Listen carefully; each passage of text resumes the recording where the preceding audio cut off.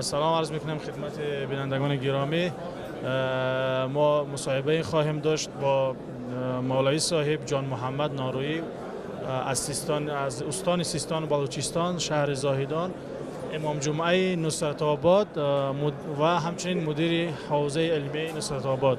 سلام عرض میکنم مولوی صاحب. علیکم السلام و رحمت الله.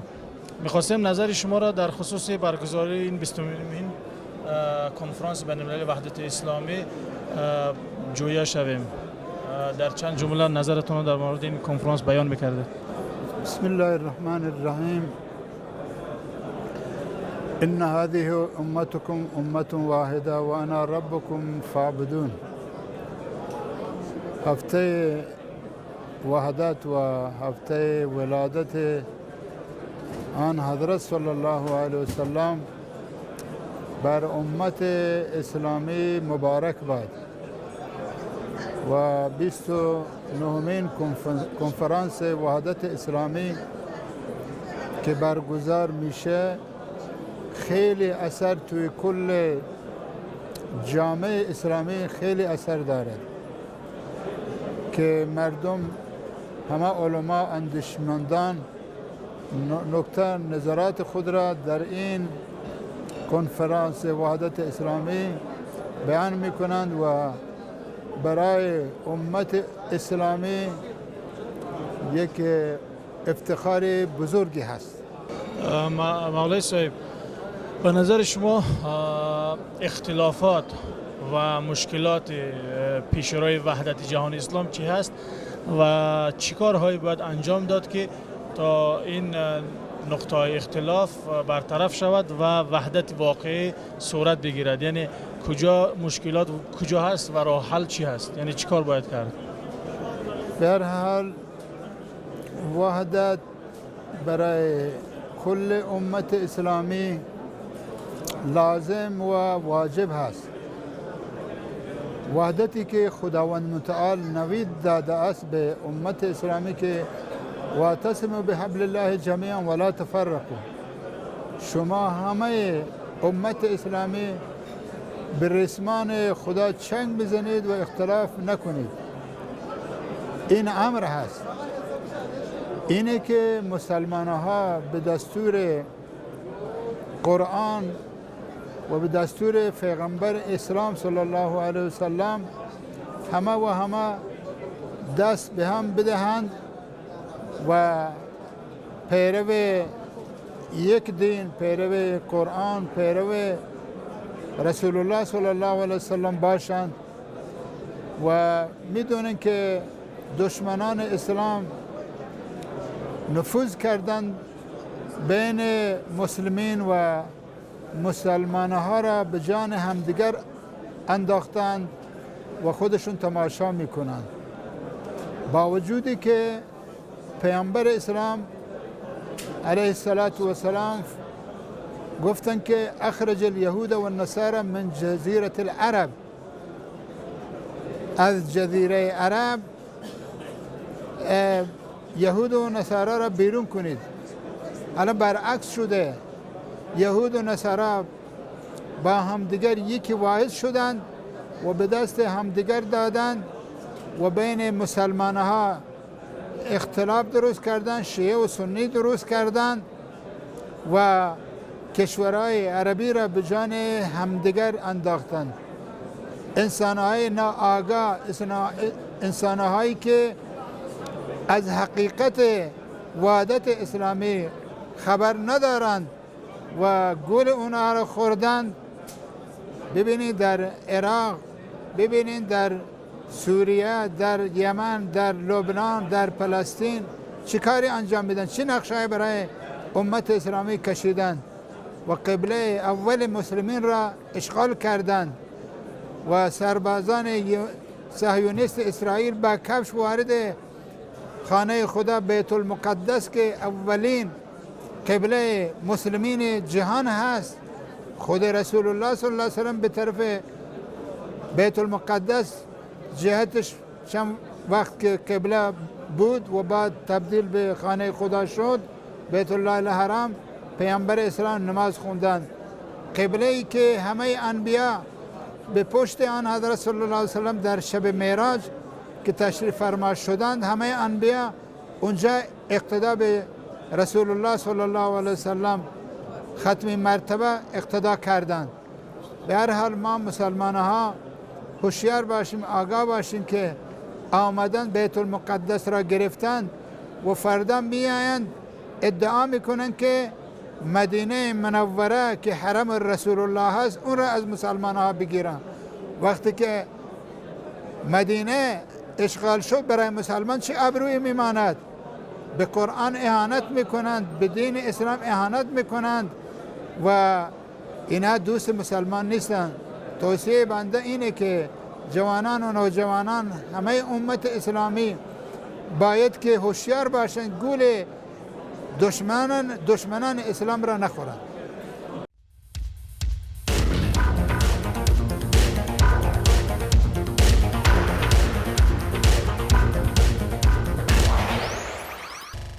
تشکر. مولای صاحب، امروز تقریبا خیلی از جوانان از کشورهای آسیای مرکزی سابق شوروی و خصوصا از تاجیکستان به گروه های افراطی میپیوندند، از جمله و داعش و گروهایی که دیگه در سوریه و عراق مشغول هستند.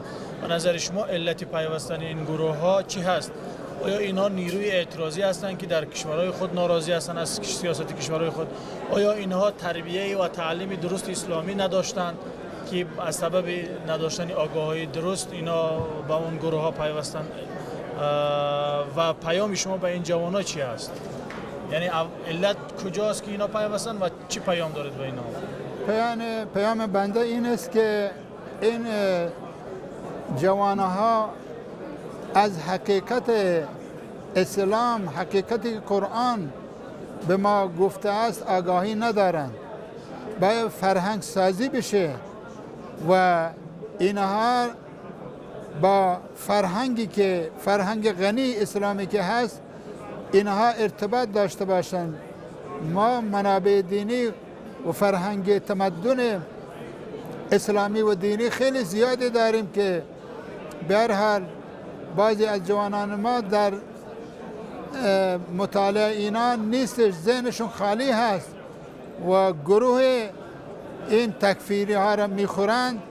باید که مدارس دینی اونجا باز بشه، مدارس علوم دینی اونجا برقرار بشه، در خصوصا در تاجیکستان که یک کشور اسلامی هست، زبانشون فارسی هست، مذهبشون حنفی هستند که قبل از اشغال شوروی چه علمای بزرگی اونجا، اندیشمندان بزرگی اونجا بودند، از مفسرین و از محدثین علمای اهل سنت اونجا وجود داشتند که اونها جایشون اونها خالی هست و حالا کسی را ندارن. اینه که در این زمان، در این بحران زمان باید که مساجد باز بشن. شنیدیم که 2000 مساجد را درش را بستن در عرش و خدمت تاجیکستان و مسجد ویران شدن. اینا باید باز بشن و مدرسه علوم دینی تعلیم قرآن عظیم الشان باید باز بشه و حجاب باید رعایت بشه. حجابی که یکی از واجبات یعنی همه امت اسلامی است که خداوند می‌فرماید یا ایها النبی قل لازواجک و بناتک و نساء المؤمنین یدنین علیهن من جلابیهن. این آیه صریح حجاب هست که خواهران و مادران ما بگذارن که حجاب بکنن. حجاب یکی حجاب و عفاف و عفت از ضروریات دین ما هست، این ضروریات ایمان ما هست که باید حجاب داشته باشند.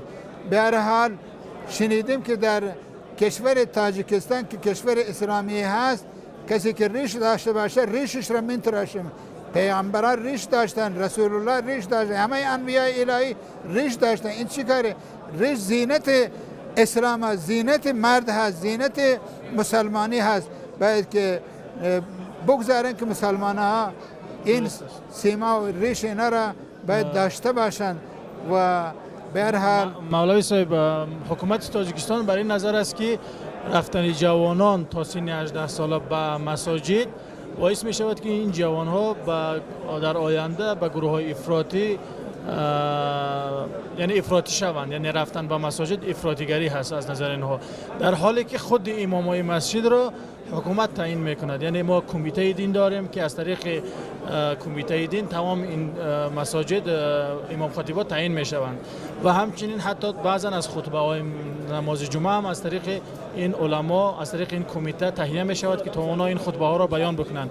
حالا برای ما جای تعجب است که چطور می شود یک حکومتی که در تمام امور دینی کنترل دارد و باز هم بیاد بگوید که مقصد ما رفتن جوانان به مساجد باعث افراطی شدن آنها می شود. یعنی خود حکومت به اون امام خطیبایی که خودش تعیین کرده است اعتماد ندارد.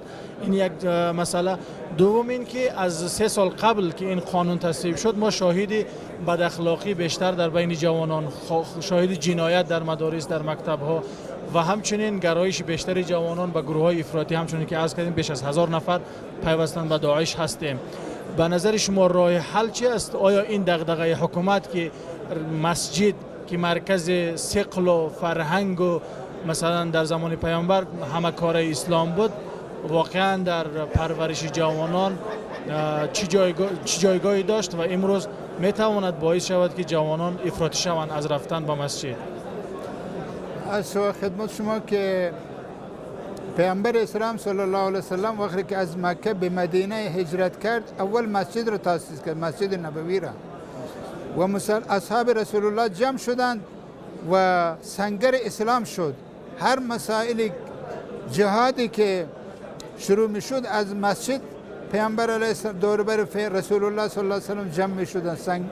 مسجد سنگر دین است، سنگر اسلام است و بچه ها جوانان ما که از اول 7 سالگی با اینا را عادت بدیم برای نماز، برای آمدن به مسجد، و بچه وقتی که از اول به نماز یعنی عادت نکرد و جوان شد، جوانی یک جنونی هست.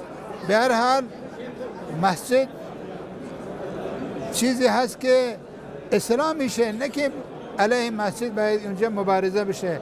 همینه که جوانان و نوجوانان وقتی بزرگ میشن و به سن رشد و بلاغت میرسند به هر حال عادت ندارند. اگر از اول این بچه ها همونطور که دستور اسلام تربیت دینی، تربیت اسلامی، تربیت قرآنی اگر بشه اینا عادت میکنند و تجربه کسب میکنند. به هر حال اینه که حکومت تاجیکستان باید که از اول بچه ها را بگذارن برای کلاس قرآن، برای کلاس دین، برای تربیت دین که اینا رشد کنند و از اعتقادات خود چیزی واقعیت داشته باشند که منحرف نشوند و به تکفیری ها رو نیاورند. وقتی که اینها اینطوری تربیت بشوند هیچ موقع گول این افراطیگری را نمیخورند.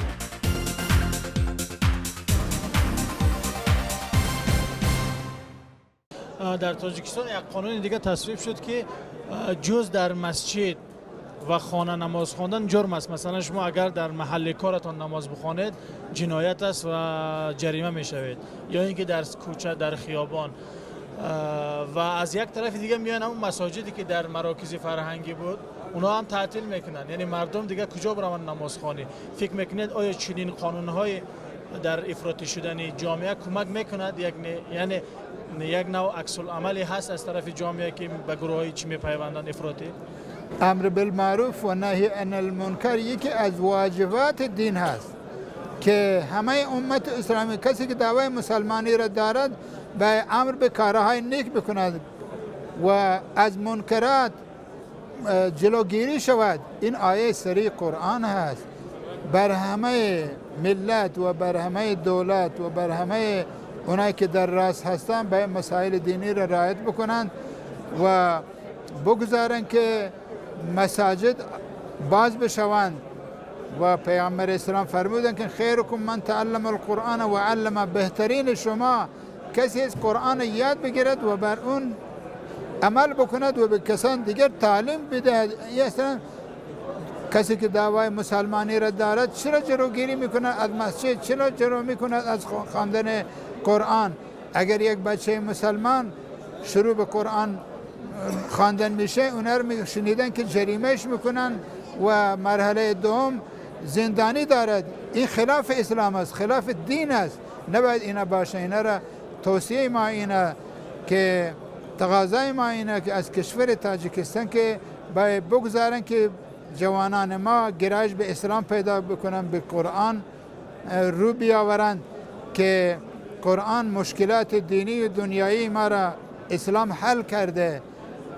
باید که تقاضای ما اینه که اینا را بگذارن که علماء اون دیار بر جوانا کار بکنن و جوانا را یعنی تربیت دینی و پرورش فکری دینی به اونا تعلیم بدهند که به راه انحرافی کشیده نشوند.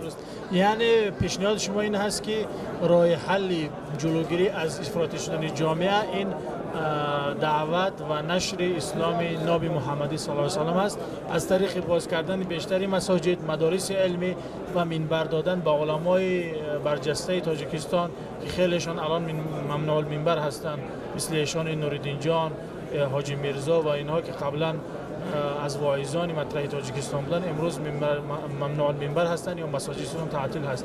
یعنی تنها راه پیشگیری با زور نیست، تنها راهش دعوت و اصلاح جامعه است. درست؟ هر شب خدمت شما که پیامبر اسلام صلی الله علیه و سلم می‌فرماید که ترکتم فیکم امرین، من دو چیز را برای شما میگذارم، یکی کتاب الله و سنت رسول الله، یا کتاب الله و اطرت همون اهل بیت هست. پس اینه که اگر امت اسلامی بر کتاب الله چنگ بزنند و به سنت رسول الله صلی الله علیه وسلم عمل بکنند، هیچ موقع گمراه نمیشوند. غیر از این دو را اگر راه دیگر را اختیار بکنند گمراه میشن. خصوصا کشور تاجیکستان یک کشور اسلامی و مذهب حنفی هستند، باید که بگذارند که علما اونجا کار بکنند، فرهنگ سازی بشه و ترویج مسائل دینی بشه، از اعتقادات از خودشون بتوانن که بر اعتقادات عمل بکنن و یاد بگیرند و علما نباید که اونجا جلوش گرفته بشه، خل منبر بشه. این خلاف دین و خلاف قرآن هست و خلاف دین هست. ما که مسلمانیم وقتی که دعوای اسلامی داریم بگذارن که قرآن، دین، سنت آن حضرت رسول الله زنده بشه. یکی از علمای هند به نام شاه ولی الله محدث دیلوی که سرچشمه علمای دیوبند از اونجا گرفته شده، میگه برای وحدت اسلامی 4 چیز لازم هست که امت اسلامی اونا داشته باشه. یکی کتاب الله، دوم کعبه الله که همه الحمدلله به کعبه اقتدا میکنیم، و دوم رسول الله، به رسول الله اقتدا بکنیم، به سنت آن حضرت رسول الله صلی الله علیه و عمل بکنیم، و یکی صلات، یکی نماز. به این 4 چیز اگر عمل بشه این وحدت امت اسلامی را مستحکم بکنه به هم دیگر. این 4 چیزی که باعث اتفاق و وحدت شیعه و سنی هست. همه فرق اسلامی اینا قبول دارن دیگه. برای این 4 چیز اصل اگر عمل بکنیم انشالله هیچ اختلافی بین امت اسلامی نمیشه. تشکر. یک سوال آخر این که خیلی از بچه‌های تاجیک، جوانان تاجیک برای تعلیم احکام اسلامی به ایران سفر میکردن، از جمله در مدارس زاهدان و اهل سنت آموزش میدیدن، ولی حکومت تاجیکستان میگه که تعلیم دانشجوها در مدارس خارج از کشور باعث افراطی شدن آنها میگردد. آیا واقعا چنین هست؟ یعنی مدارس زاهدان و اهل سنت ایران طلبه ها را به افراطی به بار میارند؟ از شما خدمت شما که میگه که اطلب العلم ولو کان فی الصین، اگر علم به چین شد آدم دنبال علم باید برود. علم نمیاد، آدم دنبال علم برد. اگر خارج از کشور کسی که برد برای تحصیل علم ثوابش از همه بهتر هست، و در خب تاجیکستان ممکنه امکانات نباشد، در رده بالا ممکنه امکانات نباشد، برای در کشور جمهوری اسلامی الحمدلله هم شیعه هم سنی اونجا مدارس دینی دارن، اونجا قال الله و قال الرسول میشه و هیچ موقع افراطگری نیست. باید که بگذارن که یعنی جوانان رشد پیدا بکنم از مذهبشون، از دینشون، از ایمانشون، از تربیت دینی و فکری داشته باشن. این به هر حال نباید که جلوگیری بشه که در ایران الحمدلله به نام ام القرا هست، شیعه و سنی با هم دیگر برادرگون دارن زندگی میکنم، هیچ اختلافی ما هم نداریم.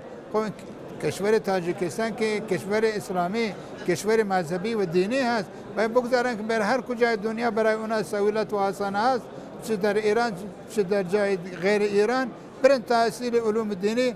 این به نفع کشور، به نفع حکومت هست. درست. اونا میگن که جوانان ما میروند و عقایدی که خلاف مذهب و فرهنگ ملی تاجیک است که رایج پیدا میکنن و وقتی برمیگردن عقاید اونها، آموخته های اونها با فرهنگ و اسلام بومی تاجیکستان سازگار ندارد و در نتیجه اختلاف به وجود میاد بین اون جوانان تحصیل کرده در خارج و علمای ساکن کشور.